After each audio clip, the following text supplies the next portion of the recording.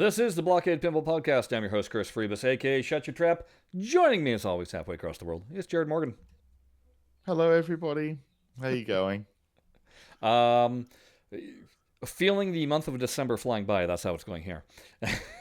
Yeah, plus one. It is crazy, man. I got through November. I knew that November would be a really busy month for me because I had the Write the Docs conference that I had to do emceeing at, and it was really busy. But then just this December has just been something else, mate. Like, I don't know what's going on. Well, my wife brought it up to just today. She was just like, I don't know, I've completely lost track of time. So for us, you got to remember, end of our November, we have Thanksgiving. Yes, that's right. And that's bigger than Christmas, really, isn't it, for US folk? For eating food, yes. Yes. And for the family gathering, because that's where you get the massive family gathering. Christmas, a lot of times, it just becomes immediate family only. But Thanksgiving, it's, hey, invite the world over.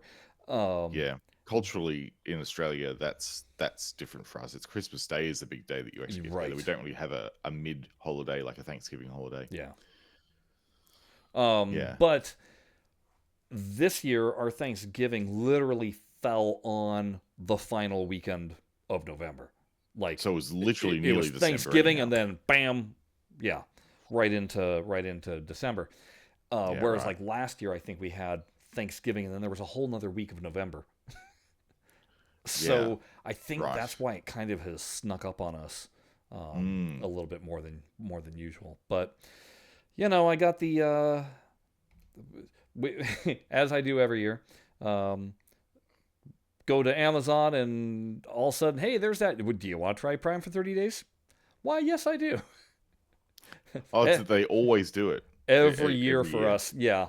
Because I don't normally have Prime. And but knowing that we're going to be buying a lot of Christmas gifts, and this is the easiest way, it's wait until then sign on up. So part of that, though, obviously it comes with then Prime Video, right? Yeah, it does. What I wasn't aware of, or I think I was mildly aware of, was that now you got to put up with ads when you watch the videos. Oh, really? It's not just ad-free? No. A little bit like Netflix Lite. Basically. And, okay, I can put up with an ad. You want to put ads at the front of the, minute and a half worth of ads at the front of the program? Fine. I got no issues with that. Where I have an issue is I'm watching a movie and there's an ad break in the middle of the movie. Oh, that's annoying. That's annoying.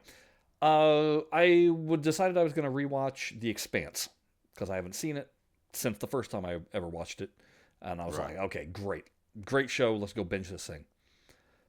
There are so many ads in it. It's annoying. And like when I first started watching it, it would do an ad break and it would be like a 15-second. And then it got to 30 seconds. Now I'm getting these ad breaks that are like a minute and 45, 2 minutes, like 5 ads that are throwing it. And it's these same stupid ads every break. I think that's even worse than just the ad itself. It's having the same Dior perfume ad play every 10 minutes that just drives me nuts. Oh yeah, that is honestly the worst thing. Seeing like when you're doing these streaming platforms that do like just throw in ads, they're always the advertising partners. They only get like 1 or 2 advertising partners that want to go on the video, and they just play the same thing. I was like, sure, give me ads, but like give me broadcast style ads where it's a little bit different. I might see something different each time there's an ad on. That's fine, whatever, but not literally the same ad 5 times in a row. No, thank you. That's really bad. And somebody was telling me you can pay for the ad-free version, but even that's not 100% ad-free. It just means that the ads are at the front and never in the middle. So they're preloaded. They preload them. That's still rubbish. It's like no ads are no ads. Like it's. And what's funny is I never liked Amazon service to begin with because I found their search menu, I guess. their menu interface is not good. Their interface is terrible for finding anything. Yeah. It is abysmal. And It's a then, bit like their shop, actually. Honestly, it's a little bit like their website. It's not good. I mean, it's like Netflix's algorithm is so much better, like Oh yeah. miles better. And then on Well, that's top their of only that's that, their only business though. That's the reason. it Like is, it is, this Prime thing is just like an add-on that they use to try and entice you to buy Prime yeah, and yeah. keep it. You know. But then on top of that, it's well, it's not so much an issue for me now, but it used to be the video sort like what feed it would give me. It would struggle with 1080 sometimes, and then it would just Mm, buffer and get worse and worse and worse. And I was yeah. just like, "This is unwatchable. I can't stand this." And I Yeah. think it was because it was always trying to give it to me in 4K. Now it doesn't try and give it to me in 4K. It Um, just gives up. It It, goes, which no, I think I we'll turned do that that. off or something like that. Or now that we're in these tiers, you always have to pay more for the 4K tier. I'm like, yeah, you Yeah, can of have it. course. I don't want it. Just give Yeah, me do not want. my Nah. my TV does a really great job of upscaling the 4K into 4K. So Yeah, right. Okay. Yeah, yeah, if you got an upscaler on your TV, then yeah, just take the what is it delivering you 2K yes, or just yeah 2K fine whatever. yes, 2K is more than fine. Yeah, yeah, it's fine. Yeah, It's only TV and movies. Like I think if you really want the full experience, you go and you just buy the Blu-ray, I was right? gonna say you buy the disc. Don't don't Oh, I've got it. bother with streaming and their poor bit rates when you wonder why the No, black levels look the way they do and why the sound isn't as awesome as it should be. yeah, just buy the thing. Hey, Yeah. I got to tell you a story, right? Mm. So I went. So you may have heard of this, maybe not if you're not into Daft Punk, but they released Interstellar 5555, which is the collaboration with Toei Animation Studios and Daft Punk. It's like this. Oh, so if you've ever watched any like One More Time by Daft Punk or um, any of the clips from Discovery, they're all like anime style. And the reason why they're all anime style is because they're actually from this movie, Interstellar 5555. And they basically you can listen to the entire Discovery soundtrack to a movie, and there's a whole plot and everything to it, and it's Mm. beautifully animated and just an amazing piece of cinema for me. The kids and I've got the original DVD of it. The kids and I watch it regularly. It's just a really great thing because I mean, who doesn't want to sit and listen to Daft Punk's Discovery? It's a great album. So what they've done, oh Chris, what they've done is Lay it on me. they have gone and taken the original movie. Mm-hmm. They found the original movie sources, Mm-hmm. which I think were no more than 720p. They might have been 1080p, Ooh. and they've upscaled them to 4K using AI. Oh. Using AI, So there's and like mushy hands and blobby oh faces man, and all it's so disappointing. oh. Like the only upside to this version of the movie is the fact that it's presented in Dolby Atmos. So it sounds amazing, but if you've ever seen the original cut of the movie and then you look at the way AI has totally AI fracked this, it is an abomination. It is absolutely. I don't know why they spent the money on it. They should have just. There's actually on the internets. There's a someone who's taken the 720p version and upscaled it to 1080p. That looks really good. Yeah. None of the detail is lost. All of the beautiful art lines and drawing that Toei Animation Studios have done are preserved, and it looks actually really quite good. But this should just be right in the bin. It is absolute This trash. this reminds me of two things. One, when 3D was just taking off, and Mm. everybody was putting on an automatic turn it into 3D filter, Oh, basically. and the whole like perspective Well, no, lock like thing. people's hair was going different Oh, directions because it yeah. couldn't interpolate what it was. Um, Yep. and Oh man. you'd have somebody looking at like a postcard, and the postcard was also in 3D. It's like, no, that should have been flat. So Flat, it yeah. needed the human touch, but they didn't want to pay for the human touch. So they just automated it. Automated it, and it automated some funky things. But then also when Blu-ray first hit, and all of a sudden they were dropping Blu-ray, and they were just putting that DNR filter, the digital noise reduction filter, on everything, and just making everybody look waxy, and all texture and cloth went away. Yeah. Yep. And that's currently happening with the ultra high def transfers. Oh, really? I mean, I don't have an ultra high def player, because I think, as I mentioned last time, since my TV can't play in ultra high HD, def. well, they can play 4K, but it can't play the HDR. So usually it's not going to the. There's like, what's the point? So I haven't bothered, and I just use my PS4 as my as my Blu-ray player. All right. Okay. Yeah. And so I don't have any 4K discs, so I don't know. But when I read the reviews of 4K discs, this is a common thing where they're just like, oh my gosh, they scrubbed it and waxed it, and then they're doing new color timings that are like wildly different than what it was in the theater.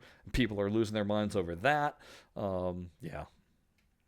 I think the happy medium here, if I could offer one bit of feedback to, it's Trafalgar Releasing who's promoting this. Certainly in Australia, I don't know if it's Trafalgar Releasing who's doing it everywhere, but they coordinated the release to be on December 12 everywhere, and I thought that was pretty cool. And the horrible AI screwing around that they did with it aside, it was still enjoyable to see this thing up on the big screen. Yeah, because we've been playing this thing on everything from our little in-car entertainment screen, like a 7-inch screen, up to like the TV. We watch it on the TV, so like about a 65-inch or something. Yeah.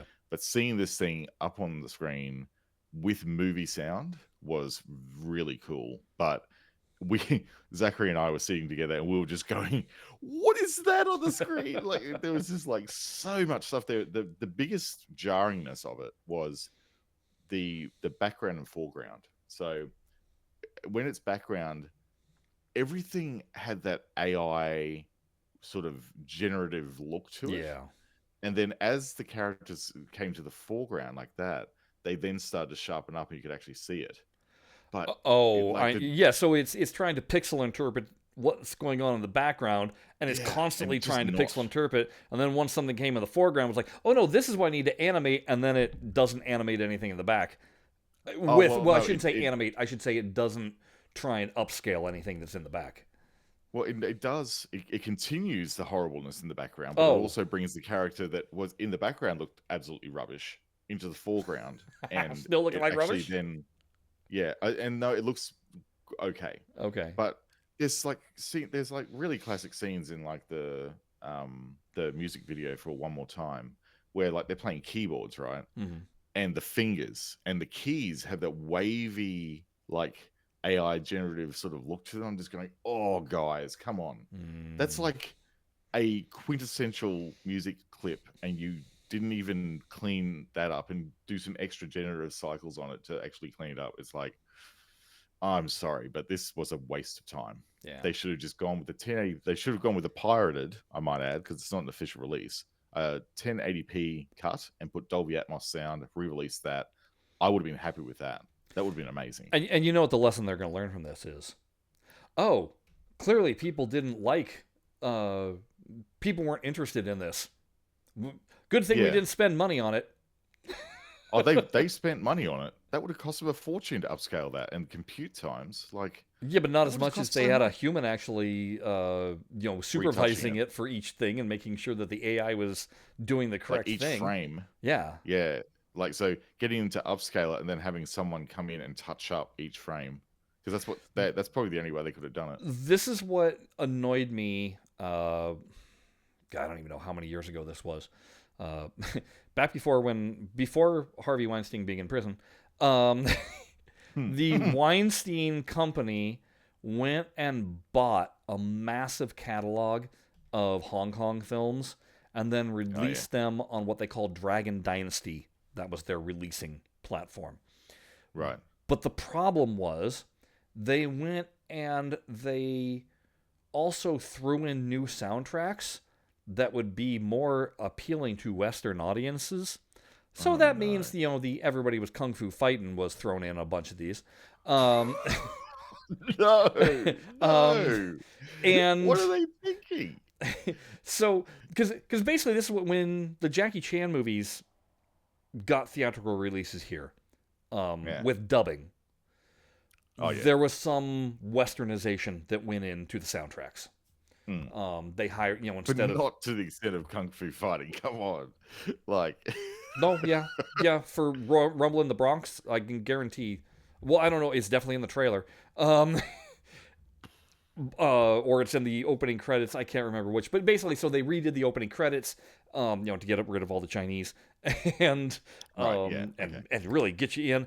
But they also went and re-edited some of these Oh right. to make Really? them more appealing to Western audiences. Let's get rid of this whole plot because that's too cultural. The Western audiences aren't going to understand that, and so they would just like hack these movies. But then they had the sole distribution rights in North America, and so finally these movies are getting distributed in North America with, proper anamorphic, because this is all on DVD. So, but they were anamorphic DVD with non-mono soundtracks. The audio was cleaned up, the picture quality was maybe cleaned up, but it was only available in this way. And the problem was, we all knew, oh, crap, because they have this catalog.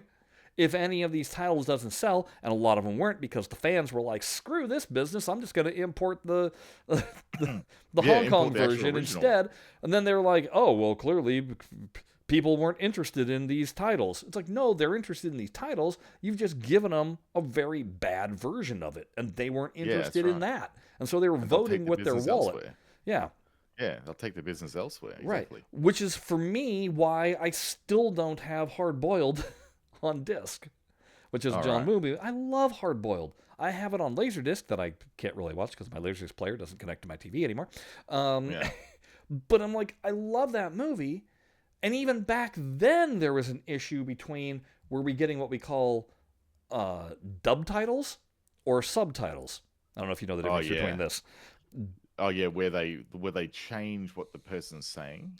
Well, what they it's they're subtitling what the English dub was. Oh right, yes. So it was translated for the dub, and that's where they shortened phrases and everything so that it fit the mouth moving. And then they put back in the actual Mandarin language, but the subtitles were taken from the dub script and put in. So it's still not the correct subtitle. Wow. Yeah. Good times. Not good. Not good. Hey, I've got some. I know we've been talking about movies for a fair bit, so we'll, if we haven't already, we'll timestamp that in the video so people can skip if they want. Wait until next show. Oh God, that's right. It's it's a year review. So if you're not interested in movies, folks, the next show is just let it go straight through the keeper, because it's probably going to be all about movies. Probably should have actually, in retrospect, I should have saved this Interstellar 55 thing for then. But yeah. So it's not the year. That's not part of the year of review, though. That's just saw this. Yeah, well, it was only released this year, so it was just released. So re-released. Anyhow, I've actually got some pinball updates, real ones. Okay. Because I've been tooling around with my Williams Electronics Pokerino. So this is a pinball from the 1978 era. It was the System 4. So there's System 3, System 4, System 6. There's four games in the System 4 era. Pokerino is one of them.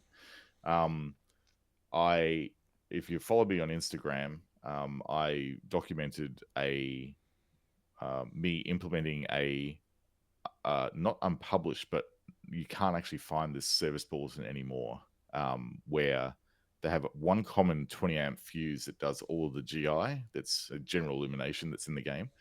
And there was a Williams service bulletin that splits out all 4 feeds into separate fuses so that you can help diagnose faults a little bit easier. Like there's a problem on the play field, there's a fuse for the play field, 2 for the back box, and 1 for the coin door. So it makes it a lot easier to fault find. So I did that mod, and a playfield fuse kept on blowing.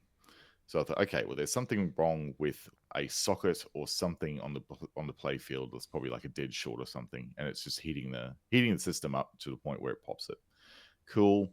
So I've been like gnashing my teeth all weekend trying to work out like what is causing this problem, and I've basically given up, and I'm going to have to put brand new sockets on every single playfield lamp to eradicate that as a source of failure. So I've ordered, luckily, locally, we actually have a supplier that has those, what they call flush mount sockets, where they have just like, it's like a T. So there's like 2 tangs sticking out either side, and then the barrel of the lamp. And they're designed to be like flush mounted to the back of a board, and then you solder the 2 lines onto it. So there's a guy here who sells packs of 100 of those, which is how many I will need to completely resocket this playfield, and also the back box ones are pretty stuffed as well. They've seen better days, so that's going to be a big job. But I had some sockets on hand that weren't flush mounts, and I replaced all those ones yesterday. That didn't fix the problem. I still popped a fuse, and that took me like 2 hours to do. So at the end of it, it's still popping fuse. I just lost my cool and started putting my knee into the side of the cabinet and get really annoyed because it was just so frustrating. I thought, surely this has fixed the problem, because there were bulbs that were loose and they were actually not even screwed in. Thought, yeah, okay, I found it. This is the area. And then I didn't find it, and I just got so angry. And I ended up dragging the machine halfway across the garage in fury at it. So it's driving. I mean, it flips, it plays like the logic boards and everything. It's got a brand new logic board in it. So like it's great from that perspective. But this GI issue is going to be the death of me, I tell you. The belly lost world is still sitting with its head off at the moment. It just needs boards basically, and it'll be fine. But this Pokerino is just working enough that it's frustrating me, and I'm losing my cool with it. So it'll be a project over Christmas. I'm going to just put new sockets in and see if I can eliminate a bad connection wherever it is, and hopefully it'll fix it.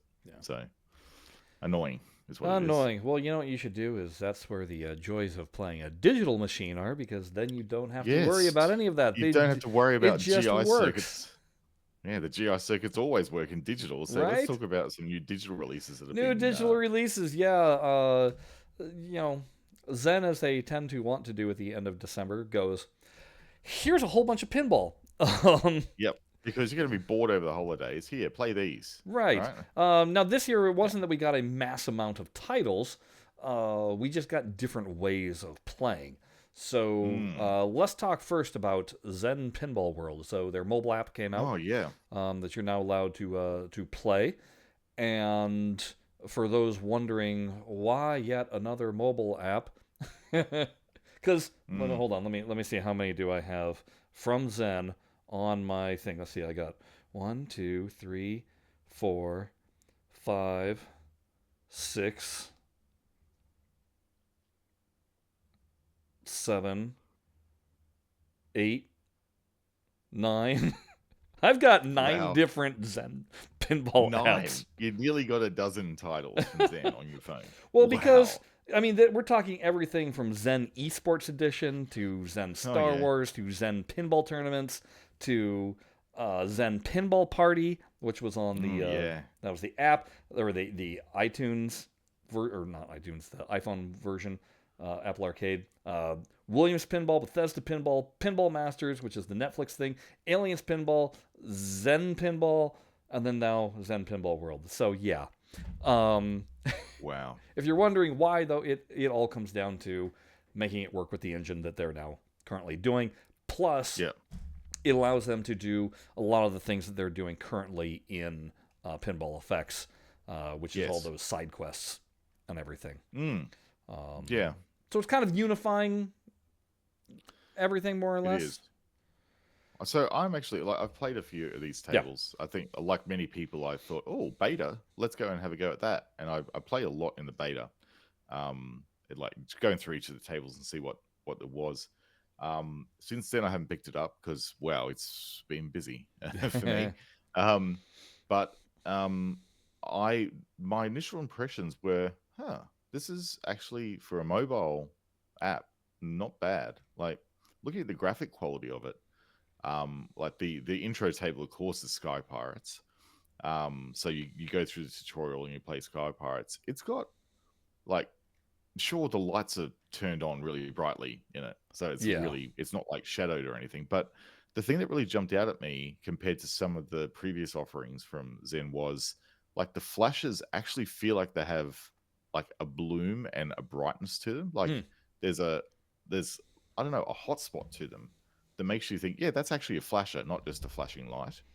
And I was really quite impressed how they carried that off in mobile to make the effect feel real.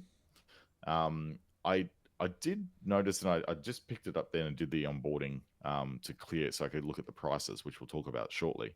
But I noticed that there is still noticeable enough input lag to it that it's a little frustrating. I just wonder if I connect a controller to my phone via Bluetooth, whether I would experience the same thing. And I think a couple of people I've read have done that, and it does fix it a bit. But it's the touchscreen input lag would take a bit of adjustment. Yeah, I know that. Not insurmountable, but just a little bit of adjustment. I was just via email communicating with Ben, who is part of Gibson Pinball. Oh yeah. Who one of these days will be talking about their controller. Oh But yeah. Has he installed it?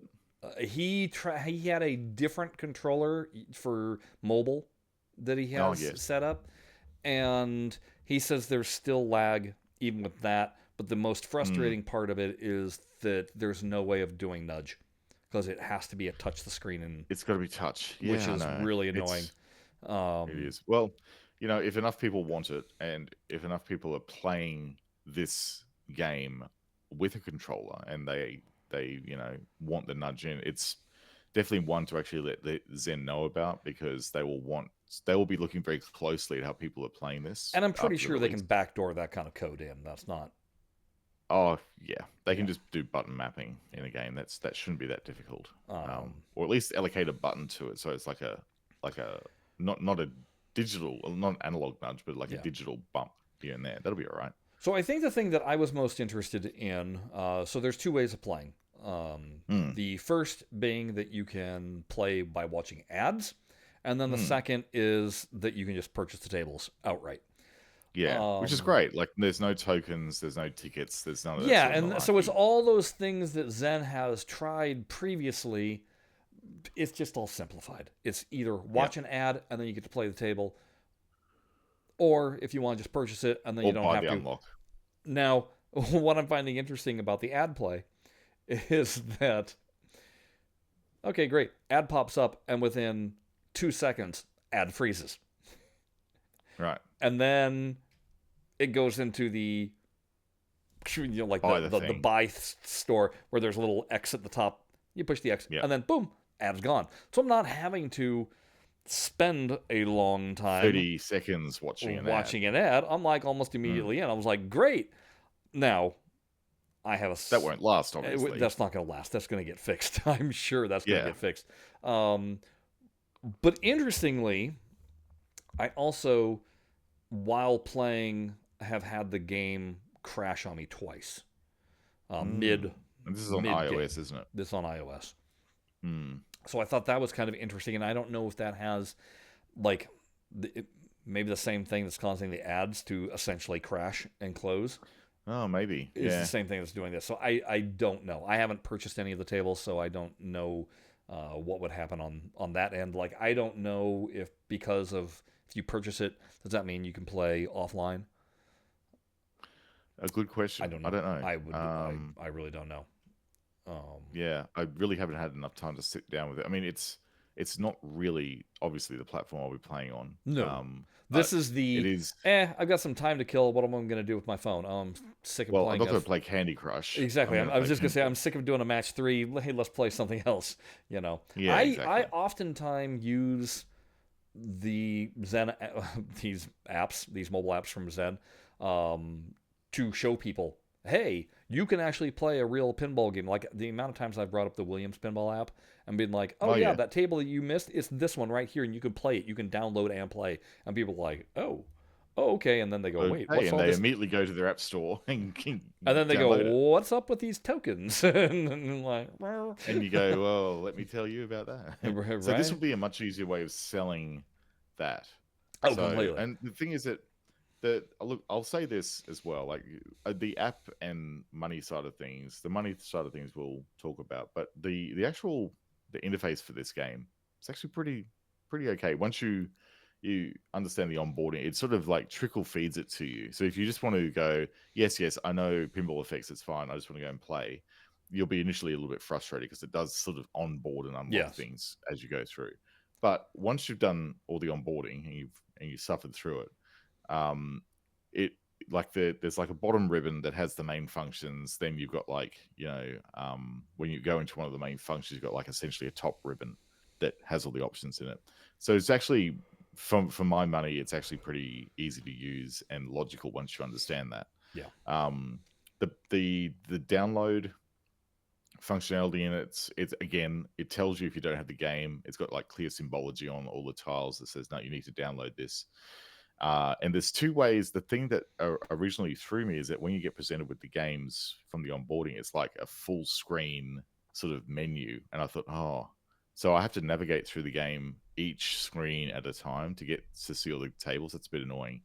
But again, once you exit the onboarding and you're sort of out in the main app left to explore, it's got a very similar interface to all the other Zen pinball mobile apps where there's tiles, you can like scroll through them, there's categories. So it's they have thought of a number of different ways people may want to interact with the tables, like a richer way through the full screen takeover, or just no, I just want to play this game, get to it, tap it, go. It's pretty good, honestly, for what a mobile app is. Yeah.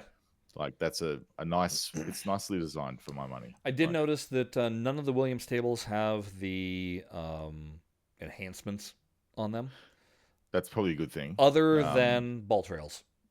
Ball trails are the Yeah, only thing that's yeah. going on. But yeah, you're not dealing with any of the enhancements. No, that's good because some of those tables struggle. Yeah.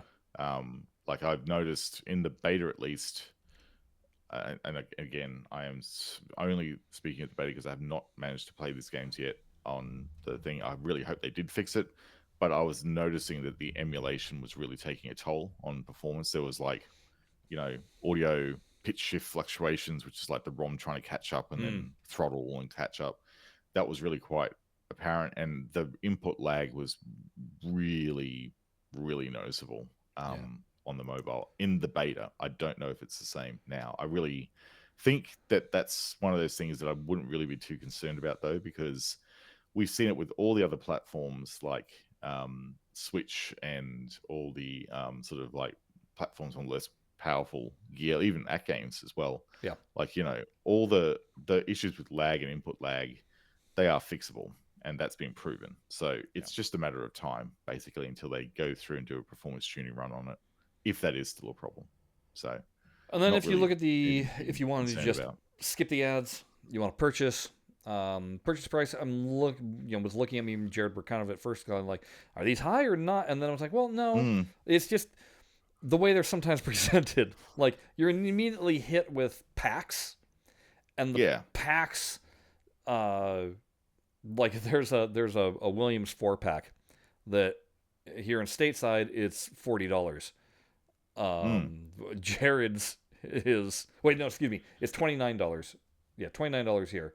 Jared, it's how much? $50.99. You can probably not see it, but now there's where we had to figure out what our pricing was, because here all the tables are essentially $10 tables. Yeah. So for $30, you're getting 4 tables. So essentially, you're getting one of the tables for free. And Yeah. this is Right. your Trek, Adams, Twilight Zone, and one other. I'm forgetting which one. Um, Yeah. but whereas Aussie dollars, instead of paying 15 for that final table, you're paying 10 or 5. So you're getting Yeah. $10 savings. But by and large, the tables are $5 each, which is the same Yeah. pricing. $5 US. Five $5 bucks US, US which is the essentially. same price that is being presented here on the AtGames Right. stuff. Yeah. Um, Yeah.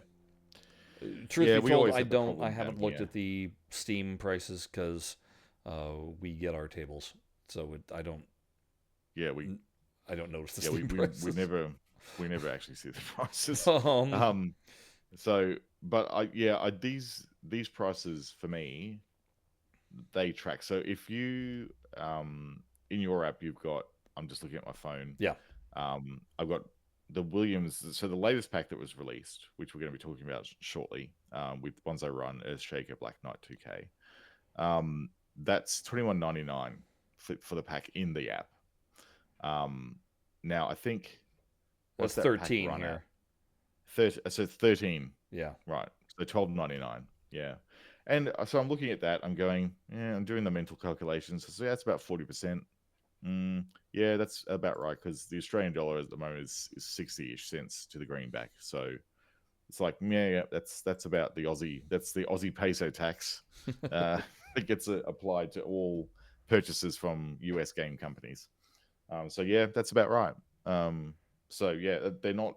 I thought initially I was going, oh, geez, it's a bit rich, Yeah. but I'm looking at the other ones. Like there's a Twilight Zone. All the three big name ones with brands associated with them, like Star Trek, Twilight Zone, World Cup. They're all 14.49. Now those ones are going for $9.99, I think, over in the US. Mm-hmm. I think something like I'm that. gonna look it up right now. Truth be Yeah, told, I'm looking up Pinball FX. Sure, Steam. Um, I'm just looking for. because it'll show you the prices even if you've got them. Yeah, I think. gotta find the browse all function here.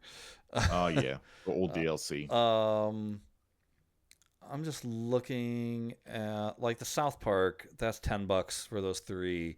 Honor and Yeah, Legacy pack, $10. yeah, Whirlwind is $5.49, so 5.5. yeah. Um, what else was I looking at? What was I gonna? Indy's still 15. Yeah, Swords of Fury 5.5. So it looks like all of your Williams tables are 5.5. 550. Okay. 550. Yeah. Now, obviously, you can usually get these on discount sale. Oh yeah, steep discount. Steam sale. Yeah. Yeah, which is Now like I would World Cup think. soccer right now is 66% off. It's $3.39. Medieval Yeah, Madness. Well, Williams Pinball Volume 1 is $3.39. yeah. So, Now the interesting thing is that all these titles appear to be through the app's shop.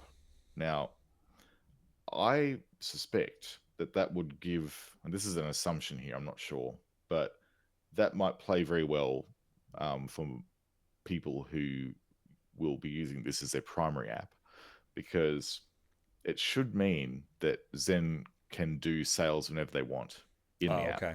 Nice. um, and they should be able to set prices potentially. I don't know. Maybe my understanding of the Android app ecosystem, I haven't been immersing myself in it that much because it's just not a platform I use for gaming anymore. So Yeah. I used to know a lot about it, but I don't. I will admit to not knowing a lot about it. So I don't know whether the DLCs that are presented in app are tied into the store and tied into sort of entitlements.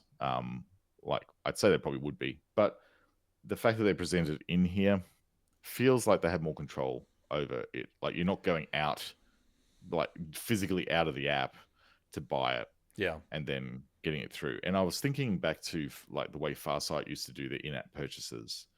on mobile, and they had the sort of buy it in-app experience, but he always used to come up with like a Play Store pop-up saying, "Oh, you want to buy this app? Download the entitlement, pay it through like this little pop-up thing," or it sometimes would even jump you out to the store. You have to complete the purchase out there. But this seems really integrated. Like you don't seem to have that handover as much. Yeah, In I this remember app, the thing that we didn't like about the Farsight store versus buying the games on Steam was that with Farsight you had to log in. Yeah, that's right. Because it tied connected to to your their account, network. wasn't it? Yeah, whereas if you owned it on Steam, you could play it offline. Yeah, that's true. I remember that now. And there was that whole discussion of with Farsight, hey, what happens if you ever turn off your servers?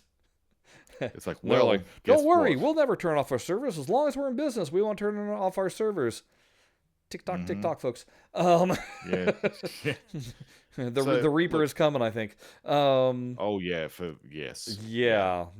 I want to talk about one other thing before we move on, because we should push on. Yeah. Yes.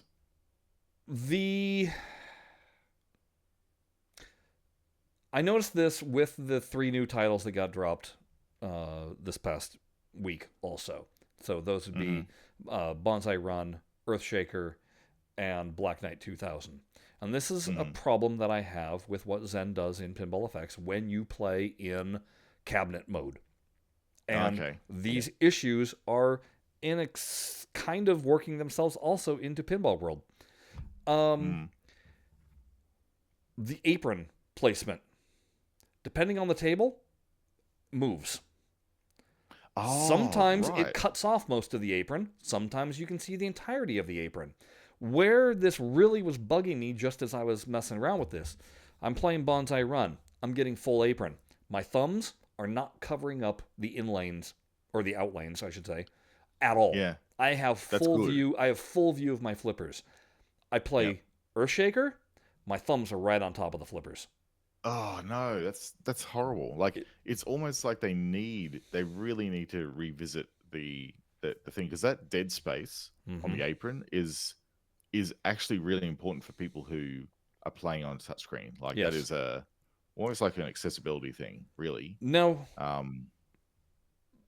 This extends, and this is where we're going to transition into those 3 tables that just came out on basically on everything. Other than AtGames and Switch. Other than AtGames and Switch. Switch, by the way, just got, I think, the first 6 volumes of Williams. Oh, they got a massive dump, yeah. Yeah. But anyway, so I'm like, great, it's time to play these. I'm going to go OTG on my AtGames 4K. Into cabinet mode. And first thing I play is Bonsai Run. Yeah. And what does it do? I knew you would play that first. Yes. Folks, you got to understand. When I think about what are my first memories of pinball, I know I played pinball when I was a little kid.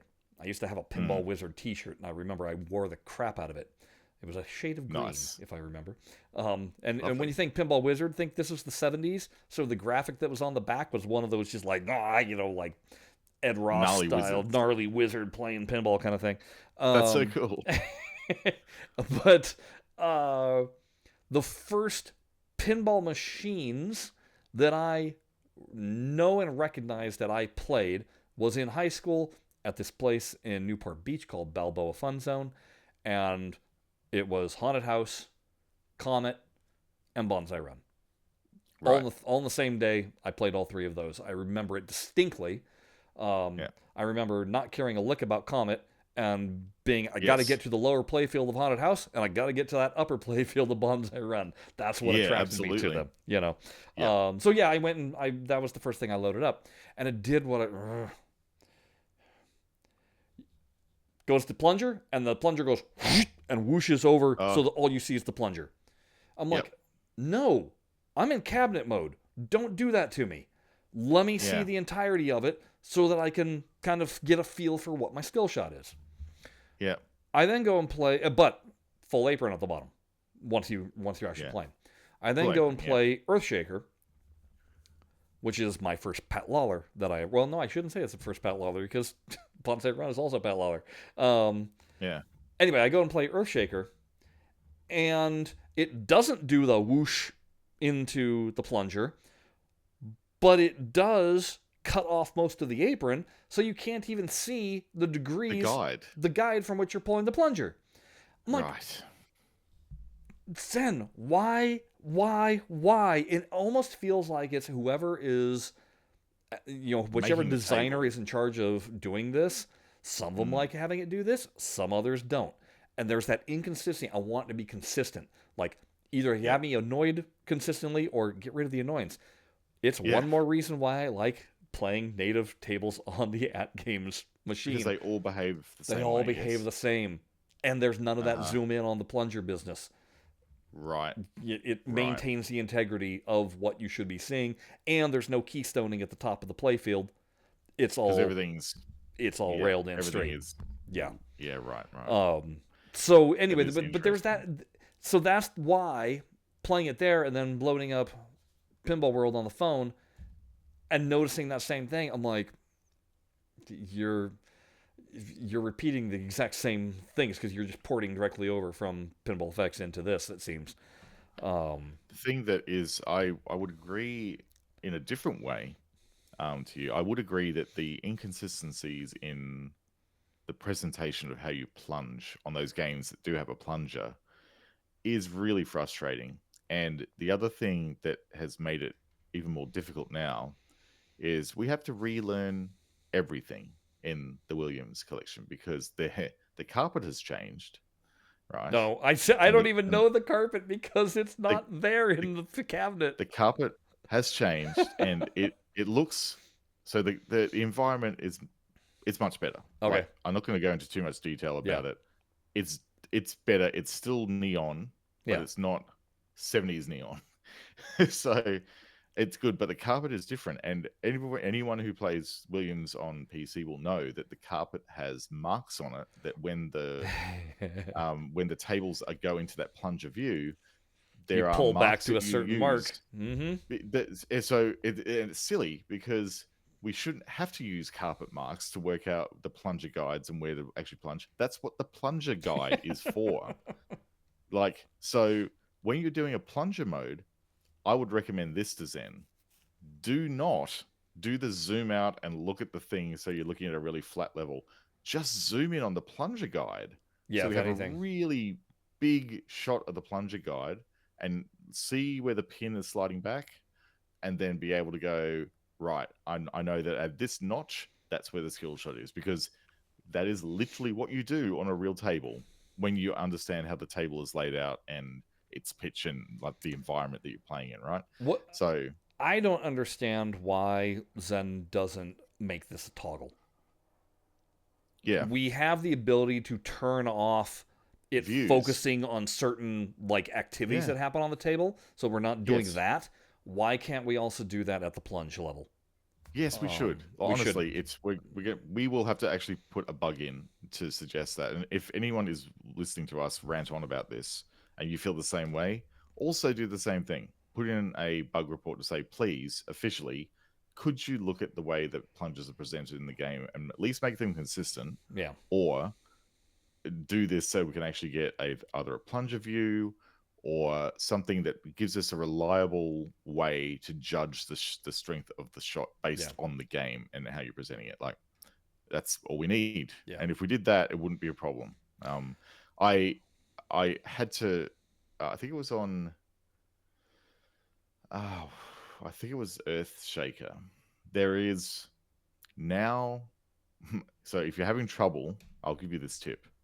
On Earthshaker in that plunge view on Steam, if you are trying to have a really hard time finding a reference point for where your plunge should be released, look for the shadow that the plunger knob casts on the cabinet. So it now actually has a drop shadow, and you'll just see the actual handle of the plunger casting a drop shadow below the block where the plunger slides in, which is the silver sort of fitting on the outside of the cabinet. that will, if you time it right and you experiment with that, that will help you get that top 100k skill shot on Earthshaker pretty consistently. So look for the drop shadow. That's your new reference point. You're welcome, because that's what I was finding yesterday. But this is like, we shouldn't have to do this. It should just be Yeah. the plunger guide is your reference point, and if I pull it back to notch 7 or notch 8 or notch 9, that is where it will get the skill shot for me, Yeah. because that is how pinball was played. Yeah. Let's talk about the actual presentation of the games themselves. I think all three of them Yeah. look phenomenal. Oh, Whenever really the best. It's the best 3-pack out there now. they're nice Like, and moody. They're not they overly are. bright at all. The lighting effects that are on them look fantastic. The light that's Yeah. reflecting on the ball looks fantastic. They just The visual effects in it, so the Zen enhancements are tastefully done. They're not over the top. yeah. I will commend Zen. I was wondering how they're going to do it, but if you're not playing in cabinet mode and you're playing Bonzo Run, I really love the way that they've done the transition to the upper playfield. Like following the motorcycle over to the back of the cabinet and watching it do a flip up, it smooths out the transition that they would normally have to do, where it just flicks up jerkily, that if you interrupt the animation, it does it anyhow.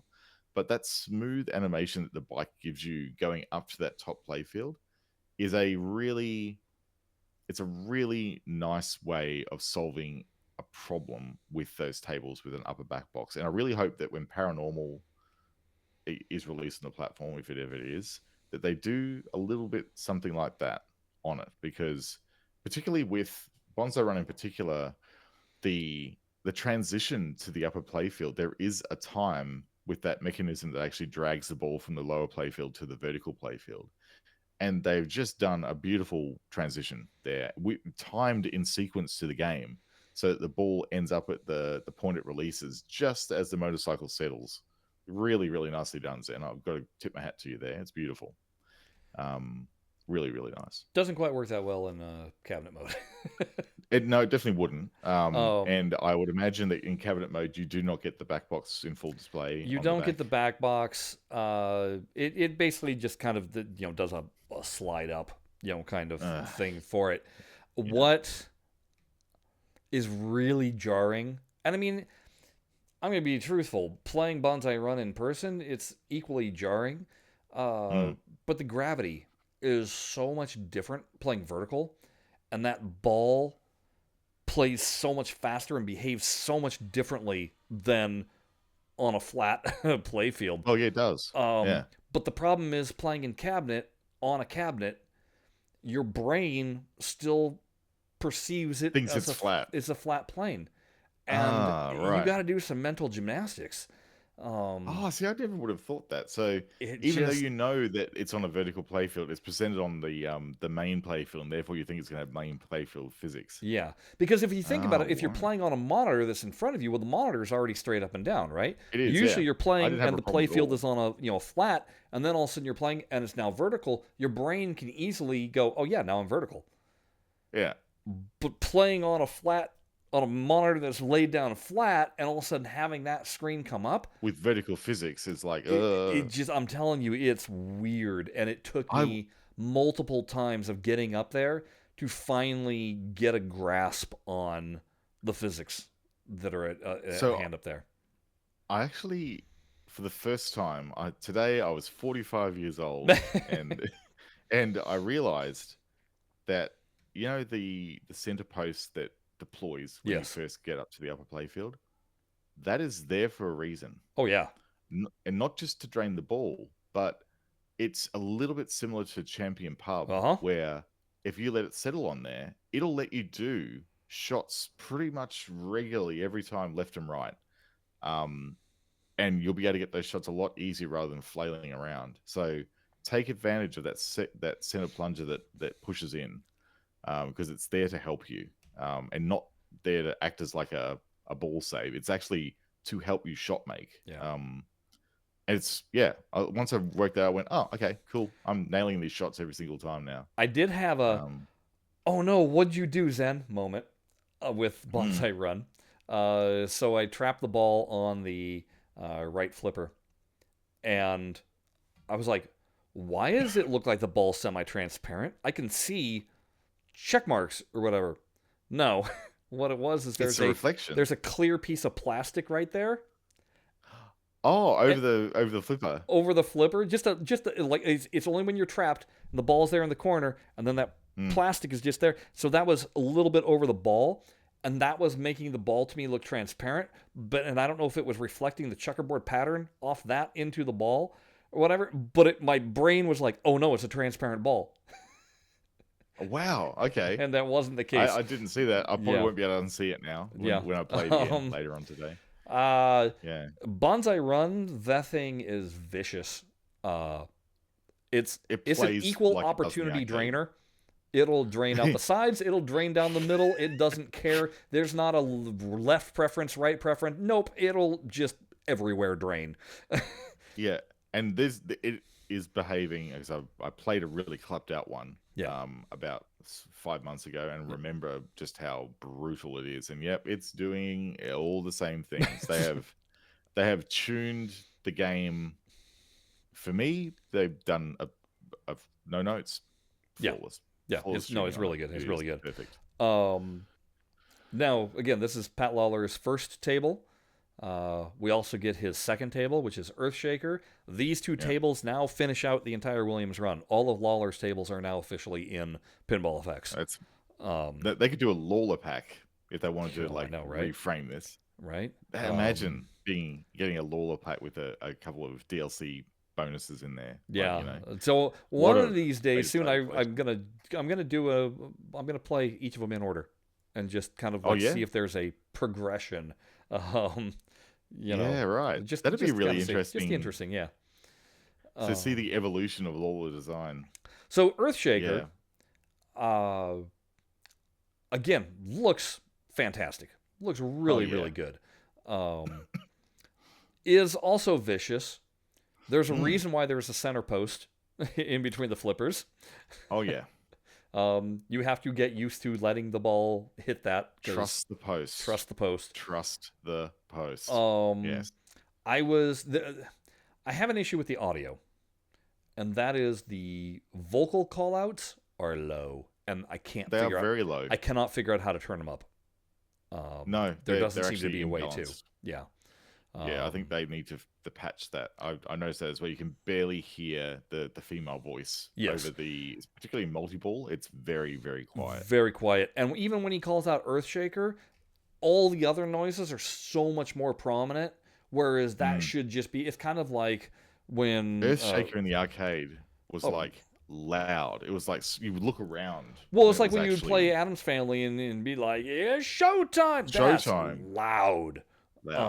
So I noticed that Zen doesn't. You can adjust the voice and stuff on all their originals.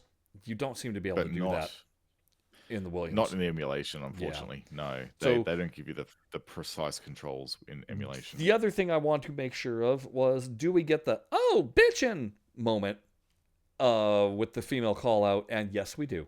I was able to verify. Whenever you get an extra ball, or not an extra ball, when the extra ball plays, I believe that's when you get it. And then when you get a match screen, you get it. Yeah. So it's there. I was worried it wasn't, because you never know. Yeah. But no, that got through the censorship. Yeah. Like I love the fact that they've, in enhanced mode, they're giving you the building collapse. Like the building collapse is cool. I don't care for the car at the bottom, but yeah, that car is... I don't even know what it's there for. It doesn't make sense to me. I think they've done so many of these road animations recently, especially with like Knight Rider. They're like, let's just throw that in too. It's absolutely from Knight Rider. Yeah. I reckon they've just lifted it directly out of there. Yeah. Yeah, that one's... But the car's a bit of a distraction, particularly down near the flippers there. It's like, no. And again, Earthshaker, brutal. It's... brutal and great. It's not a kind table. And it's not easy to get your multi-ball going.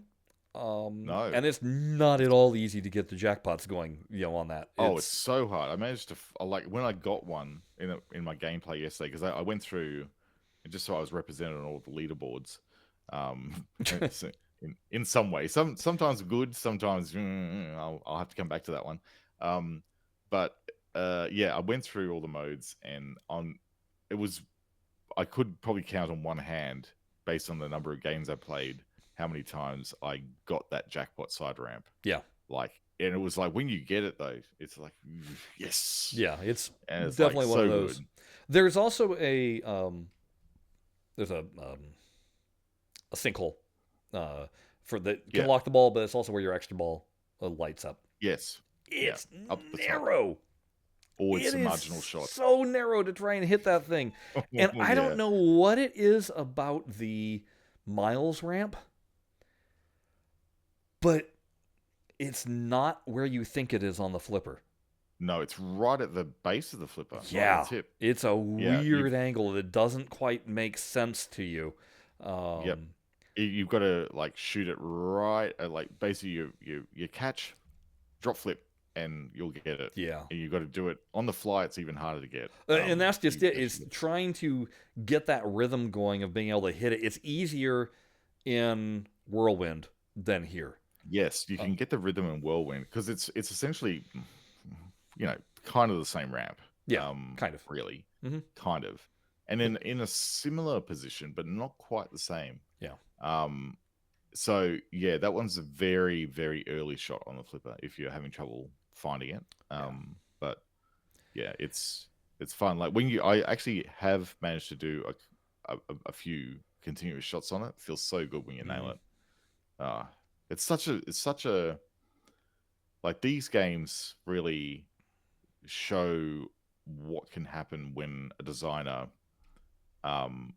understands flow and understands shot making and is getting a good idea about how mechanics work in a game, because the evolution from Bonsai Run to Earthshaker is night and day as far as shot making goes. Oh yeah. So yeah, because Bonsai Run is very dead ends, stop and start, whereas Earthshaker has the ability to do some flow, but it's also not. This isn't, and this leads us into our third table, which is a Steve Ritchie table. It's not Combo City. It's not even about combos. I don't even think there's a combo light on either one of them. No, you get recorded. You get rewarded for multiple ramp shots, but that's just it. That's all you get, really. Before we move on to Black Knight 2000, I do want to swing back to Bonsai Run and just say, okay, I love the sound effects on Bonsai Run. That to me is pinball. All the digital noises that are being made are very satisfying. Some people it's the chimes, some people it's particular kinds of music call-outs or whatever. To me, those all the bonus count ups and everything, it's very chunky. It's very mechanical, but the digital sounds that go and the way they scale up and down, it's just, as I was playing Bonsai Run, I was just like, yes, these are my noises. These are what I like to hear. So, and it's the same with Whirlwind as well, and Earthshaker to an extent as well. Lots of chunky noises as you start to build up things like spinners and those pop bumpers when they get lit, and they're like in not super pop bumper mode, but like when they're like elevated points, they got this real chunkiness to them, and you feel every hit from them when you're actually hitting them. It just feels so good. Yeah, it really does. Like, sound is such an important thing in pinball. People like the modern games, like from Stern and stuff, like unless they're turned up in the arcade, that you lose so much in the game from them. But it's not really the focus on interacting, like the linkage between a playfield mechanism and the noise it makes. I really feel that's been smoothed over in a lot of the recent releases from Stern, and it's just such a shame. Like all these games using that Yamaha FM chip, they were just driving that thing to the edge of what it could do. It was amazing. Now, the one thing I'm definitely missing playing on my cabinet is when it goes into shaker mode. Because obviously on a controller, you're going to feel the vibration, much like you do when you play Roadshow. And yeah, I would say that you may not miss it actually, because I've been playing it with the Xbox controller. Yeah. And is it not rumbling? No, it's rumbling, but it's a bit too much. Oh, okay. I mean, yeah, it's like, I'm sure that my battery will run out. If I was having an extended session on it, as soon as it goes into like Earth Shaker mode, it just doesn't stop rumbling. And it's like a deep rumble. It's not like a high frequency rumble. It's just like, and your hands going, you're like, well, and what I'm hoping, which is probably right, but when this comes to the AtGames 4K, I hope they use the subwoofer in the surround sound feedback kit and just let that do the whumps. Oh, see, that'd be great. Yeah, yeah. I really hope, if they could, because I'll talk a little bit about AtGames because there was a release on that too. Yeah. But Zen's surround sound that they've been putting on these things just keeps incrementally getting better and better and better. Oh, right. So they are iterating on it, are they? Yeah. That's really good to hear. Yeah. Okay, Black Knight 2000. BK2K. Yes. Which, for anybody that has watched this show, knows I hate upper playfields like this that literally take up half the playfield. Literally all the main action is on the upper playfield. And this is such a... Like, the entire time the ball is down the lower playfield, all you're trying to do is get back up to that upper playfield. That's where that's where all the action is. And then that upper playfield is just drain. I mean, there's four ways to drain down to the lower playfield, and it's just a really quick loop shot. And then these, you got to knock down the 3 targets in order to get the drawbridge and shooting up there. I don't know. It's just, there's nothing satisfying up there. And the lower playfield isn't very satisfying. I'm just not a fan of Black Knight or Black Knight 2000, period. I'm glad it's Black Knight 2000 rather than Black Knight. Black Knight. Yeah, Black Knight is a bit of a snooze fest. But Black Knight 2000, look, I will give... Other than the soundtrack, just kind of eh. Yeah, look, what did I find myself playing the most yesterday? So after I went through the 3, I found myself spending the most time on Bonsai because I wanted to get that, essentially the wizard mode on the game, which is going to beat old mate on the upper playfield. It's really hard to actually do it, and I didn't quite get there. But the desire to go back and try it again, just to see if I could do it one more time. That is classic 80s pinball right there. Oh, just one more go. Well, and I haven't even figured out on that one where the actual good scoring is, because I'm spending all my time trying to get up onto that vertical playfield, which I don't think is where all the good scoring really is. Like, certainly not.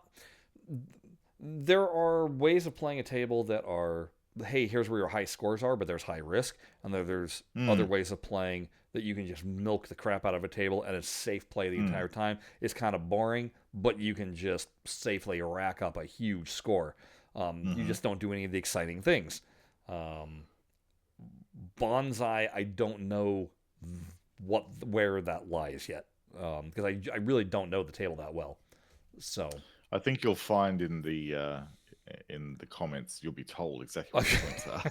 But for me, I do believe most of the points are actually on the upper playfield there, because you've got when you get to the top, you go over the top of the hill. Yeah, it's like 50,000, right?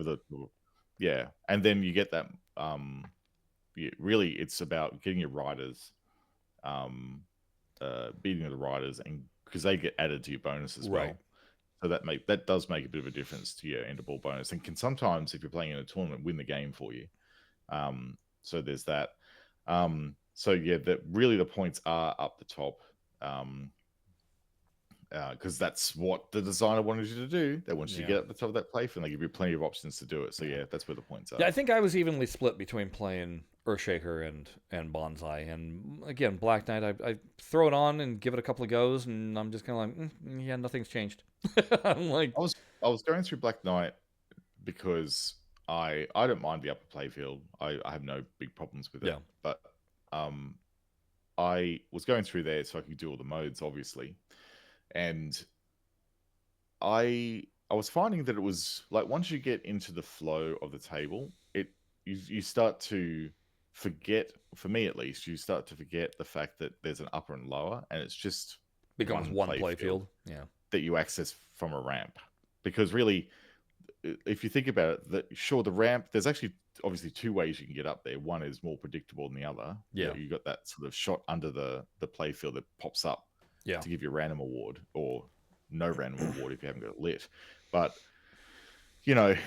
when you start, if you just imagine that thing's flat and like the upper and the lower is like Yeah. like that, it starts to make a little bit more sense.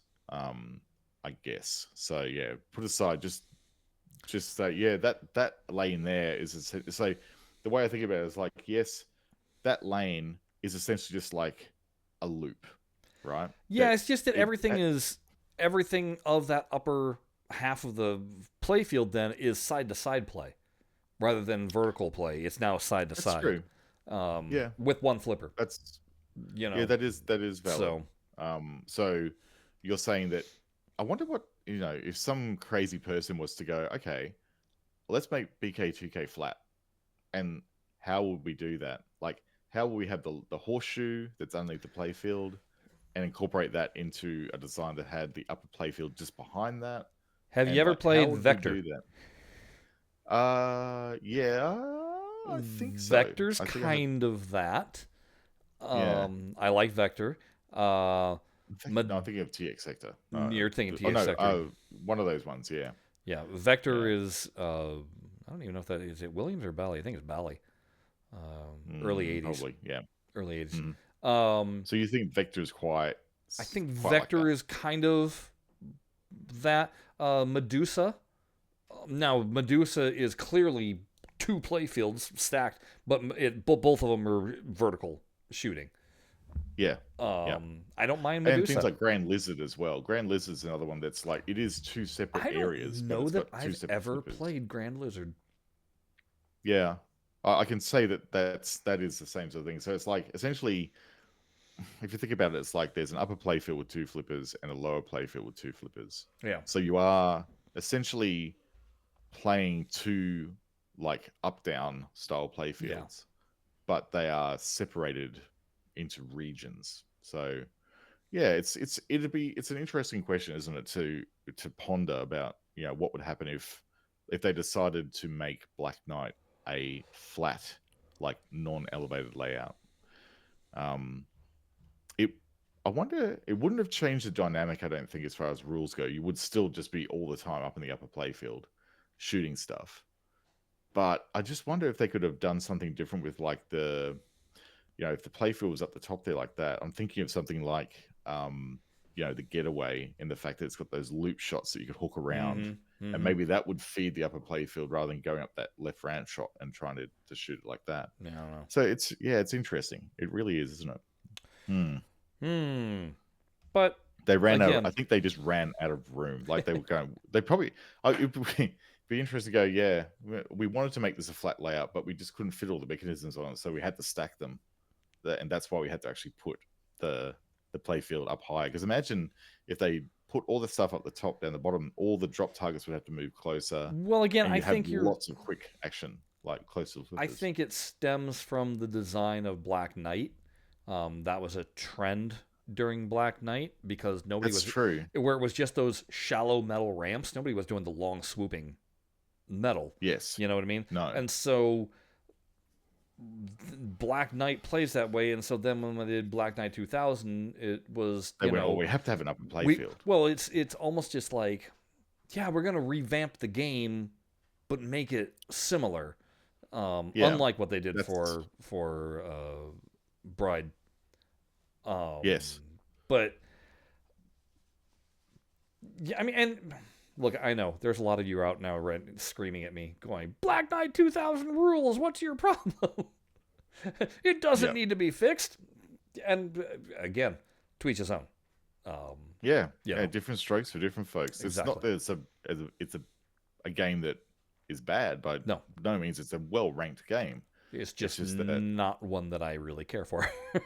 yeah, if you're not into upper playfields, it's just not going to do it for And you. if I and don't have a if you're problem with it. really into it just for the soundtrack, I swoop right back into, hey, there's a Steve Ritchie game that has a really kicking soundtrack that sounds a lot like Black Knight 2000, and it's called Roller Games. I was going to say roller games. And it has a lot of the gameplay that I do love. So, Mm, all right. So those are yeah. the newbies that are out there. Over on my AtGames, we just got Fishtails. So let me tell you, Oh yeah, right. Fishtails. I forgot about Fishtails a little bit. It's been a while since I've hammered around on that one. Oh I yeah. quickly remembered, and this is where there's a safe way to play, and there's the dumb way to play. The dumb way to play Yes. is shooting that middle boat with the really steep ramps that always just center drain. The safe Yeah. way to play is doing nothing but long casts over and over and over and over again. Yep. Because if you miss the long cast, you probably are hitting the ball lock. Yeah. And then all of a sudden you're playing multi-ball. And it's just, if you can master the long cast and master the left orbit shot, if you will, Yeah. you can go for days on that table. And that's why the scores are so high on the leaderboards, because that's the strat, really. Yep. If you can dial in that long cast and just keep nailing it and Yeah. nailing it and nailing it. Yeah. And the great thing is that if you do fudge it and you do actually lock balls and get into multi-ball, the captive ball is available during multi-ball. Yes. So because there so again, you can you don't shoot the captive ball with one ball. no, captive ball is pretty much instant death. It's a sucker bet if there ever was one.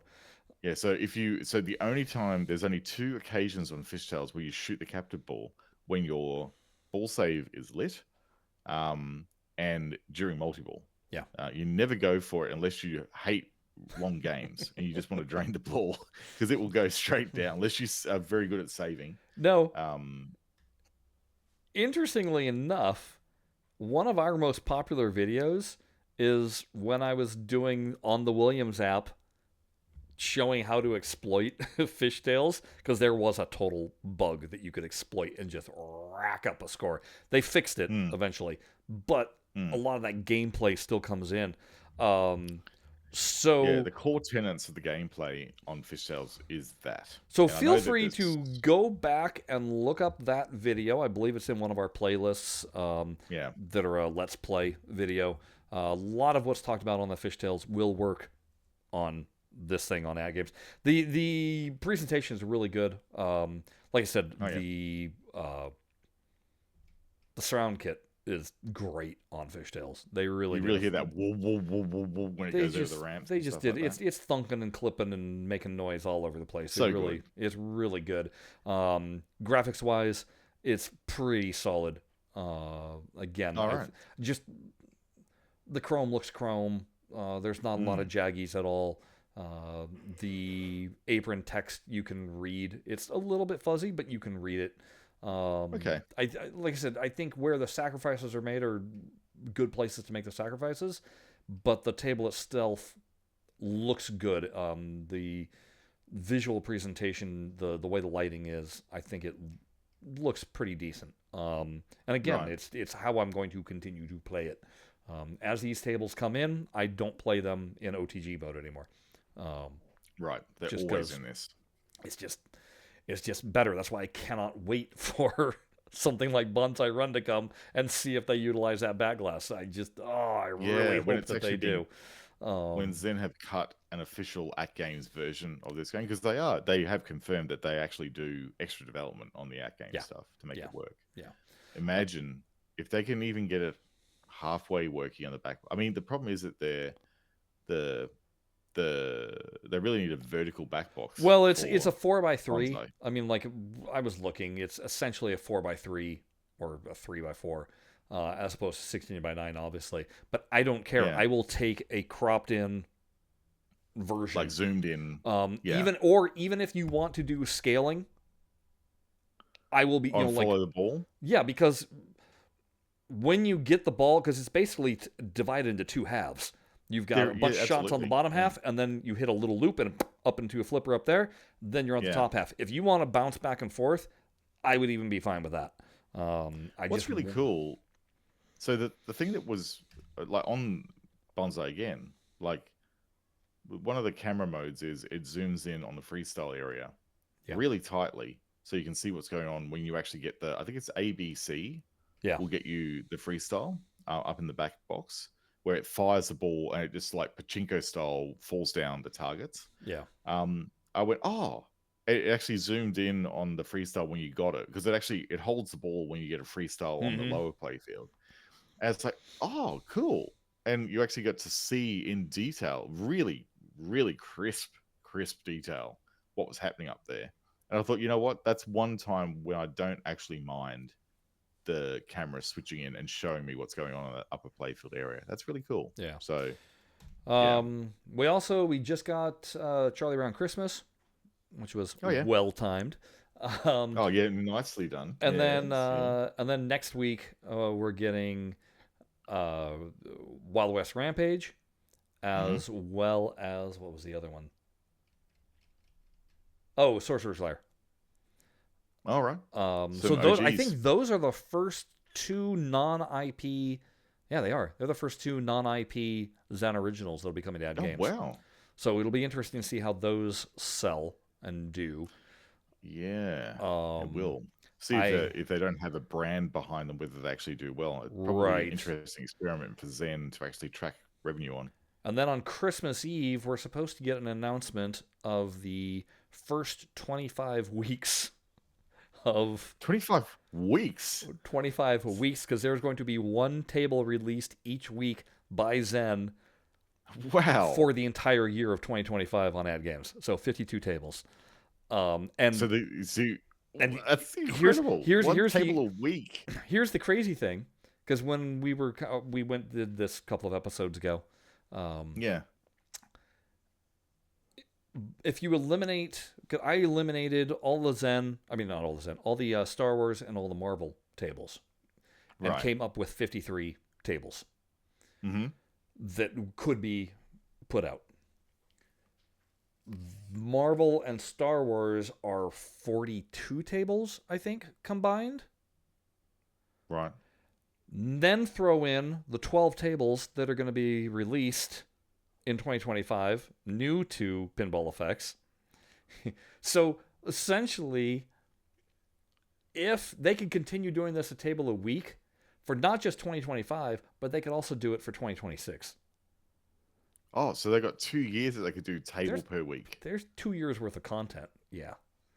Just waiting to come out. Crazy to think about. Wow. Yeah. So you've obviously got yourself a bigger hard drive for the cabinet, and Not yet. Got that all set up. You're gonna need to.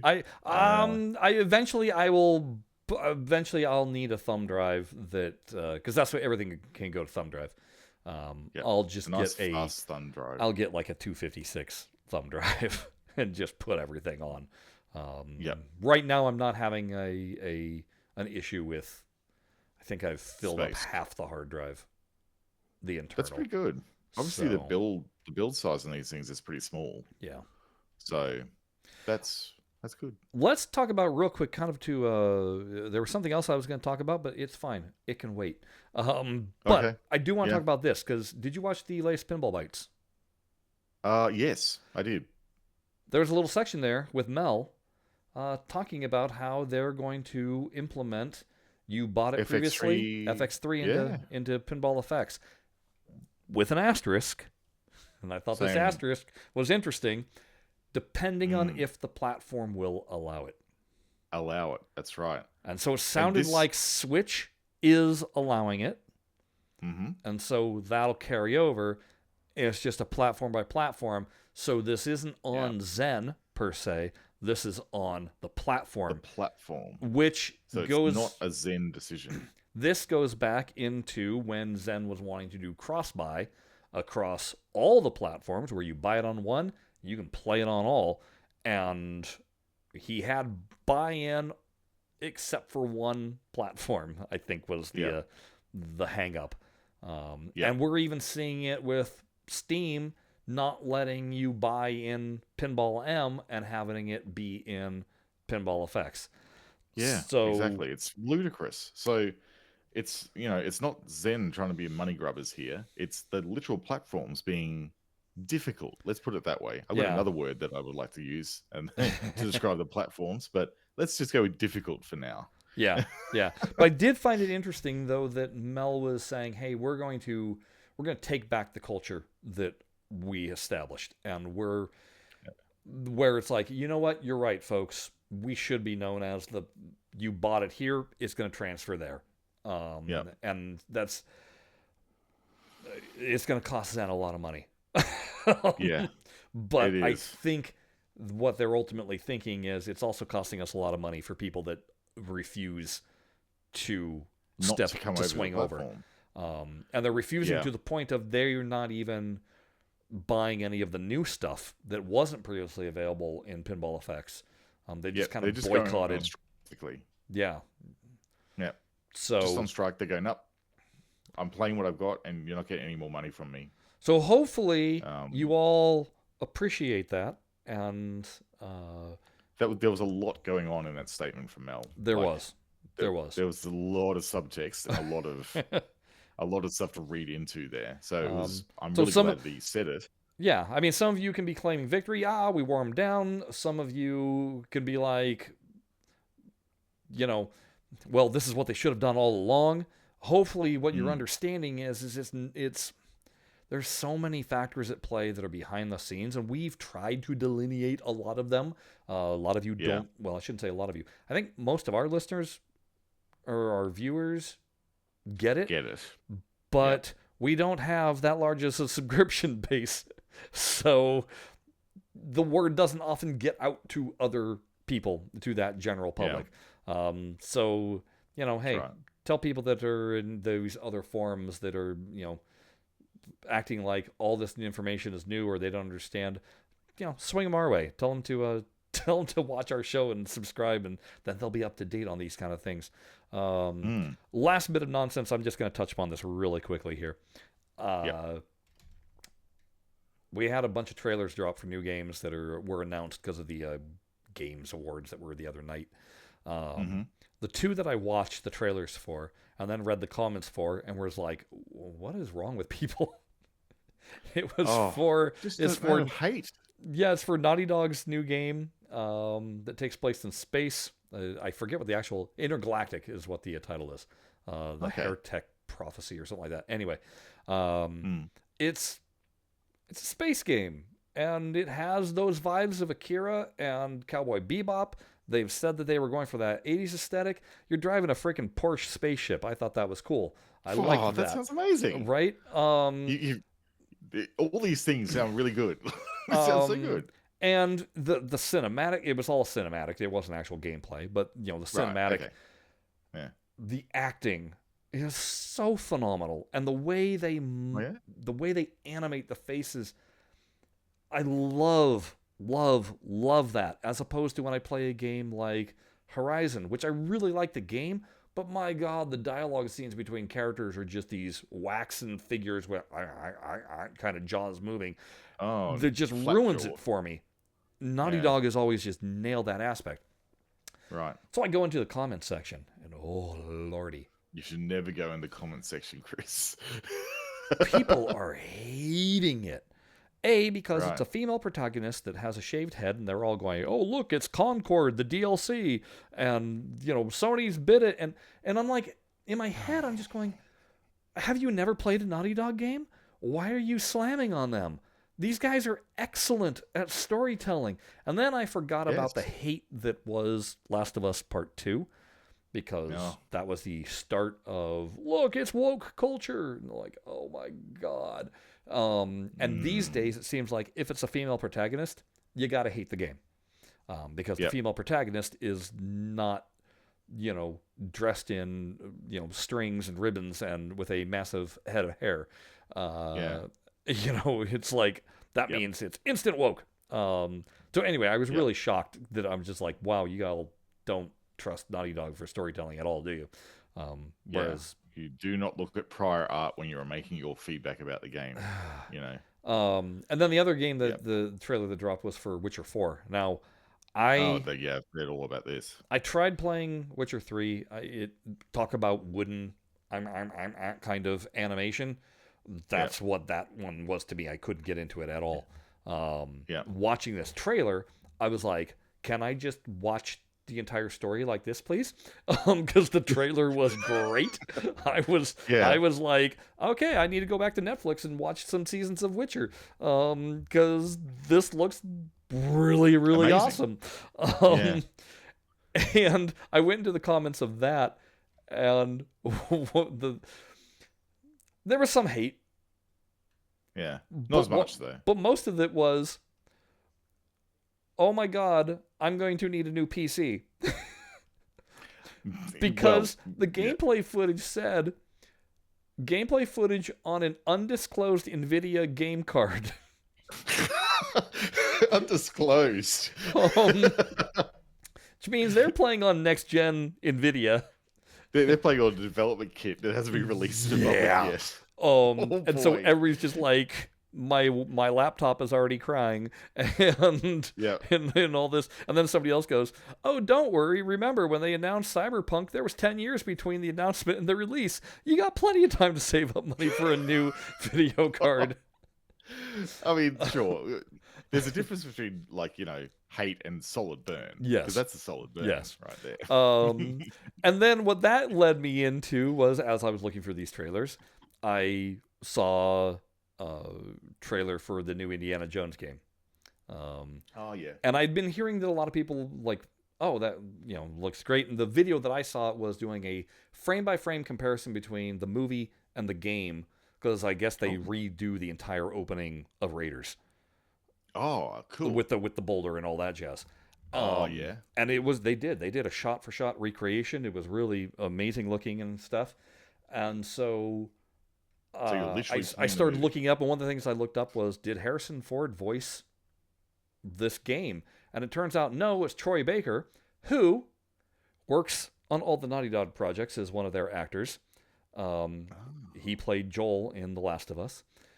Right. Okay. And he actually imitated Harrison Ford's voice. And did all the acting. Like. He was the sound like, and he was the mocap actor. Wow. For it. Which then I watched the trailer for the game, and I was like, are you kidding me? That sounds and acts like Harrison. That's incredible job that he did. So I'm like, okay. So then as I was looking for that, all of a sudden what I discovered was the game requires that you have an RTX card. You have to play with ray tracing on. And I went, oh, sad me. I don't have that in the PC that I would play that. My ray tracing card is in my AtGames computer. I'm like, am I going to have to play this on on that screen if I want to play this? Because something tells me I want to play this. No. Right. So, or you know, the simplest problem, Chris, of course, is just to buy an RTX and put it in the other computer. Okay, so Jared, I don't know if you've heard this, but essentially, if I want to buy any electronics, I have until January 20th to do this, because we have a certain orange man coming back into office who is blanketed 100% tariffs at China on day one. So you can imagine the prices for video cards are going to skyrocket. They'll be cheap. You know what it'll be? Cheaper to buy one from here. And import it. You're still importing it. Because you're still importing it. You have to get your mates to come over and fly over, pay for their air ticket with a video card, and then it'll be cheaper. I'm thinking about this even for the MetaQuest 3 that I don't have still. But I want to buy it, but I'm like, oh man, am I on a timer? I understand if it's already here, I don't have to Yeah. worry about that, but at some point, is there going to be a rush on any of these things? Are they going to dissipate and become unobtainium without being a massive price uptick? And are stores even going to care? Or are they just going to go instead, hey, our next shipment's going to cost this much. We might as well just jack the price up right now and make a little extra coinage. I don't know. Which, capitalism, Yeah.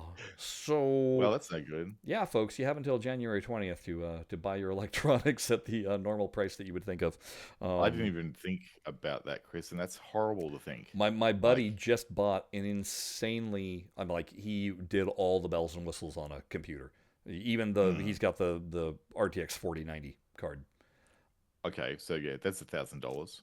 Which he said the price has already gone up. He paid, I'll say he paid $1,300 or something like that. Anyways, it's gone up by $1,000. Already. Wow. And he's like, I'm so glad that I put this all together beforehand, because he goes, the prices are going up before the Cheeto tax comes into. Interestingly enough, that's who he voted for. So. He benefited beforehand, but it's like these are real things you got to think about. That PS5, if you want one, it's gonna jump up in price significantly. Wow! All these electronics that we do. That is a bleak thought. If you were thinking about getting an AtGames cabinet, put your order in now. Put your order in now. So, yeah. That's terrible. We're going to start playing Australian prices, Jared. Guess what? You got welcome to the Australia tax, but worse, because it's 100%, not just 40%. Yeah, Wow. So. It's surely. Look, anyhow, we could probably go on for ages about this. But we're not. Instead, we're going to cut it off right here and save things for next time. It'll be the new year when we do our next show. Yeah, we're not doing a Christmas episode. No. So, ho ho ho, Merry Christmas, etc. Enjoy your break and all that. But we'll see you next year. Yeah, and as always, we will do what always happens. Jared sits back as I spout about movies for a long time of what my choices were for best, good, worst, middling, everything in between, and the special awards. So get prepared for nothing but movie talk the next podcast. Yeah. So this is where, folks, if you haven't caught up with stuff over the year, or you've been too busy and you want a watch list, I tend to find, certainly personally for me, that Chris's selections here are actually pretty good selections to line you up for viewing for the next year. And I sometimes come up with a few as well. Yes, occasionally. Sometimes. I've got more access to media now, and I have been watching other things. So, to an extent, I can somewhat participate more in this discussion, but not to the extent that Chris does. So just sit back and let it wash over you, and have a pen and paper handy so you can make some lists. Yes, make those lists. All right, so that's what we'll be talking about next time. Not Jared's favorite things. Stuff and things. Yeah, it'll be stuff and things about movies. Exactly. All right, folks. Until then, bye-bye. See you later.